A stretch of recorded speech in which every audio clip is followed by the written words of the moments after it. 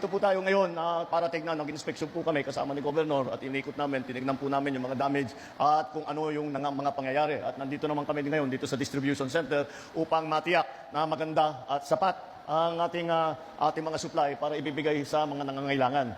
Hindi lang DSWD ang inaasahan namin, hindi lang ang NDRMC para sa disaster response. Kami, ang aming ginagawa, tawag namin is whole of government approach, yung buong pamahalaan. Hindi lamang isang departamento, hindi lamang dalawang departamento, kundi ang buong pamahalaan ay nagtutulungan para makatulong para sa pagdala ng tulong para sa ating mga kababayan na nangangailangan na naging biktima dito sa mga disaster. Kaya po, ay kung titingnan po ninyo, marami pong galing sa iba't ibang ahensya at huwag po natin makakalimutan ang ating mga private sector na tumutulong. Hindi po kami titigil.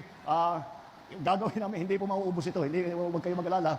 Kahit na sunod-sunod yung bagyo, meron naman tayo, kagaya ng aking sinabi, meron naman tayong pagkukuhanan at tuloy-tuloy ang ating pag-produce nitong mga relief goods. At tuloy-tuloy naman, hanggat may request, ay tuloy-tuloy pa ang aming pagbigay.